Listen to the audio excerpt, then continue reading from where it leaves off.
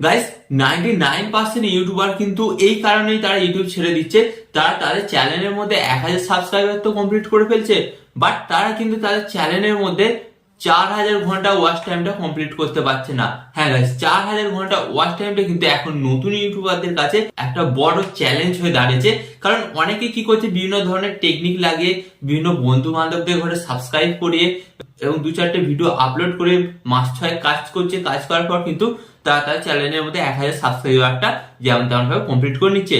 But 4000 ঘন্টা watch টাইমটা যখন কমপ্লিট করতে হচ্ছে তাদের ঘরে, তারা 1000-2000 ঘন্টা ওয়াচ টাইম যেমন তেমন ভাবে কমপ্লিট করছে। কমপ্লিট করার পর কিন্তু বাকি ওয়াচ টাইমটা কিন্তু তারা কোনোভাবে কমপ্লিট করতে পারছে না। বিভিন্ন ধরনের টেকনিক তারা লাগাচ্ছে, বাট তার সত্ত্বেও কিন্তু কমপ্লিট করতে পারছে না, যার কারণে তারা কিন্তু ইউটিউব প্ল্যাটফর্মটা ছেড়ে চলে যাচ্ছে। হ্যাঁ গাইস, তো এর ফলে কি হচ্ছে, তো এর ফলে কিন্তু তারা যে 6 মাস 1 বছর যে পরিশ্রমটা করলো, সেই পরিশ্রমটা কিন্তু সমস্ত কিছু বৃথা গেল এবং তারা আলটিমেট কিন্তু একজন ফেলিয়ার হয়ে গেল। তারা কিন্তু একজন সাকসেসফুল ইউটিউবার হতে পারলো না।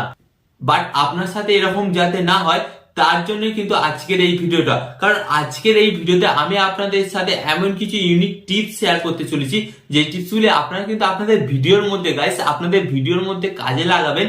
1000 ঘন্টা বা 500 ঘন্টা ওয়াচ টাইম কমপ্লিট হয়, সেটা কিন্তু আপনি 1 মাসের মধ্যে 4000 ঘন্টা ওয়াচ টাইম কমপ্লিট করতে পারবেন। এবং গাইস আপনাকে বলছি, এটা আপনি আজ থেকেই ট্রাই করুন, এন্ড কাল থেকেই আপনারা দেখবেন কিন্তু ডেফিনেটলি কিন্তু আপনার ওয়াচ টাইম বাড়তে শুরু করবে। হ্যাঁ গাইস, তো চলুন ভিডিওটি কন্টিনিউ করা যাক। বাট গাইস, ভিডিওটি কন্টিনিউ করার আগে আপনাদের কাছে কোনো ছোট্ট রিকোয়েস্ট, আপনারা যদি এই চ্যানেলে নতুন হয়ে থাকেন অবশ্যই কিন্তু চ্যানেলটিকে সাবস্ক্রাইব করে দেবেন। ওকে, তো চলুন ভিডিওটি কন্টিনিউ করা যাক। তো গাইস, সর্বপ্রথম আমি আপনাদের ঘরে একটা কথাই বলবো, 4000 ঘন্টা ওয়াচ টাইমটা কিন্তু এমন কোনো ব্যাপার না আপনারা যেটা ভাবছেন যে এতটা কঠিন। বাট আপনাদের মাইন্ডটা এমন ভাবে কাজ করছে, যার কারণে কিন্তু আপনি 4000 ঘন্টা ওয়াচ টাইমটা কমপ্লিট করতে পারছেন না। কি কারণ? তো গাইস, প্রথমত আপনাদের ঘরে বলি, আপনারা দেখবেন যারা 2 বছর 3 বছর ধরে ইউটিউবে কাজকর্ম করছে, তারা কিন্তু একটা দুটো ভিডিও আপলোড করলেই কিন্তু তাদের 4000 ঘন্টা ওয়াচ টাইম কমপ্লিট হয়ে যায়। বাট আপনারটা কেন হচ্ছে না, সেটাই আপনাকে বুঝতে হবে। তো ফার্স্ট অফ অল আপনাদের ঘরে বলি, এখন যারা নতুন ইউটিউবার তারা কি করছে জানেন, তারা তো তাদের ভিডিওর জন্য একটা জবরদস্ত কিন্তু থাম্বনেল তৈরি করে ফেলছে। থাম্বনেল তৈরি করার ফলে কি হচ্ছে, সেই ভিডিওর উপর ক্লিক আসছে, এন্ড গাইস ক্লিক যখনই আসছে সেই ভিডিওর কিন্তু সিটিআর বেড়ে যাচ্ছে। তো গাইস, এরপরে যখন আপনি ভিডিওটা আপলোড করছেন, ভিডিওটি আপলোড করার পর কিন্তু আপনার ভিডিওর মধ্যে কিন্তু প্রথমেই কিন্তু প্রচুর ক্লিক আসছে। হ্যাঁ গাইস, ক্লিক আসার ফলে কিন্তু সিটিআর বেড়ে যাচ্ছে, এন্ড সিটিআর বাড়ার ফলে কিন্তু কি হচ্ছে, আপনার ওই ভিডিওটাতে 10 থেকে 15টা প্রথম ঘন্টায় ভিউজ আসছে, বাট ওই ভিউজটা কোনোভাবে কাজে আসছে না, এবং ওই 10 থেকে 15টা ভিউজই কিন্তু আপনার চ্যানেলের সর্বনাশটা করছে এবং আপনার ওই ভিডিওটাকে ডাউন করে দিচ্ছে। কারণটা কি, আপনি একটা হাই থাম্বনেল ক্রিয়েট করেছেন, এবং থাম্বনেলটা যখন ক্রিয়েট করেছেন, অ্যাজ এ আমি দর্শক, আমি থাম্বনেলটা দেখে আপনার ভিডিওর উপর ক্লিক করলাম, এন্ড ক্লিক করার পর গাইস আমি দেখছি যে অ্যাকচুয়ালি আপনি যে ভিডিওটি তৈরি করেছেন, সেই ভিডিওটি 10 থেকে 5 সেকেন্ড আমি দেখছি। দেখার পর আমি বুঝে যাচ্ছি এই ভিডিওটার মধ্যে তেমন কোনো ব্যাপার নেই। তো এর ফলে কি হচ্ছে, আমি কিন্তু সেই ভিডিওটি ছেড়ে স্কিপ করে বেরিয়ে যাচ্ছি। তো এর ফলে যখনই এইরকম 10-15টা দর্শক যখন আপনার ওই ভিডিওটার সাথে সেম ঘটনা ঘটাচ্ছে, তখন কি হচ্ছে, ইউটিউব অ্যালগোরিদম তখন এটা বুঝতে পারছে এই ভিডিওটার মধ্যে ক্লিক তো আসছে, বাট এই ভিডিওটার মধ্যে অডিয়েন্স রিটার্নস আসছে না, মানে হচ্ছে ওয়াচ টাইম আসছে না। তখন ইউটিউব কি করবে, আপনার ওই ভিডিওটাকে কিন্তু দমিয়ে দেবে, মানে ডাউন করে দেবে। তো গাইস, ইউটিউব এখানে একটাই দেখে, সিটিআর এর চাইতে সেটা সে বেশি ফলো করে, সেটা হচ্ছে অডিয়েন্স রিটেনশন, মানে হচ্ছে ওয়াচ টাইম। ধরুন আপনি একটা 5 মিনিটের ভিডিও আপলোড করেছেন, বাট ওই 5 মিনিটের ভিডিওটার মধ্যে যদি কোনো দর্শক 5 সেকেন্ড বা 1 মিনিট বা 40 সেকেন্ড দেখে ভিডিওটি ছেড়ে দেয়, তখন কিন্তু ওই ভিডিওটার অডিয়েন্স রিটেনশন কিন্তু অনেকটাই কম হয়ে যায়, এবং আস্তে আস্তে কিন্তু ওই ভিডিওটাকে ইউটিউব প্রমোট করা বন্ধ করে দেয়। আপনার ওই ভিডিওটা যদি কোনো দর্শক 4 মিনিট 3.5 মিনিটের উপরে যদি দেখে, তখন কিন্তু ওই ভিডিওটা 60% 50% এর উপর কিন্তু অডিয়েন্স রিটেনশন পায়, এন্ড যার কারণে কিন্তু ইউটিউব অ্যালগোরিদম বুঝতে পারে যে এই ভিডিওটার মধ্যে দম আছে, এন্ড যার কারণে কি করে, এন্ড যার কারণে কিন্তু ইউটিউব অ্যালগোরিদম আপনার ওই ভিডিওটাকে আরো নেক্সট দর্শকের কাছে পৌঁছে দেয়, এবং যার ফলে কি হয়, আপনার ভিউজটা বাড়ে। এন্ড গাইস, আপনি একটা কথা ভাবুন, যখন আপনার একটা ভিডিওতে 5 মিনিটের ভিডিওতে যখন 3 থেকে 4 মিনিট করে ওয়াচ টাইম আসে, তখন আপনি ভাবুন, অবশ্যই কিন্তু আপনার ওই একটা ভিডিও থেকে 4 মিনিট কিন্তু ওয়াচ টাইম আসছে একটা অডিয়েন্স দেখার ফলে। তো এবার আপনি ভাবুন, প্রতিদিন যদি আপনার ওই ভিডিওটাকে আপনি এইভাবে যদি 50 থেকে 100 জন দর্শককে দেখাতে পারেন, তাহলে আপনার এখানে ওয়াচ টাইমটা কত আসছে, তো আপনারা কিন্তু এখানে ক্যালকুলেটটা করে নেবেন। ওকে, তো এইভাবে কিন্তু গাইস খুব সহজেই আপনার ওয়াচ টাইমটা বাড়তে শুরু করবে। এন্ড গাইস এটা তো গেল টেকনিক যে আপনার ওয়াচ টাইমটা বাড়তে শুরু করবে, বাট আপনাকে এখানে কিছু কাজ করতে হবে। আপনার অডিয়েন্স রিটেনশন বাড়ানোর জন্য, আপনার ভিডিওতে দর্শককে ধরে রাখার জন্য আপনাকে কাজ করতে হবে। তো গাইস ফার্স্ট অফ অল আপনাকে কি করতে হবে, যেটা করতে হবে এখন কিন্তু আপনাকে আপনার ভিডিওর কোয়ালিটির উপর কিন্তু গাইস আপনাকে ফোকাস করতে হবে। তো গাইস আগের মতন আর চলছে না যে আপনি যেমন তেমন ভিডিও আপলোড করছেন, কোয়ালিটি খুব খারাপ, তাহলে কিন্তু হবেই না। আপনার ভিডিওর কোয়ালিটির উপর কিন্তু ফোকাস করতে হবে, এটা কিন্তু আপনার অবশ্যই মনে রাখবেন।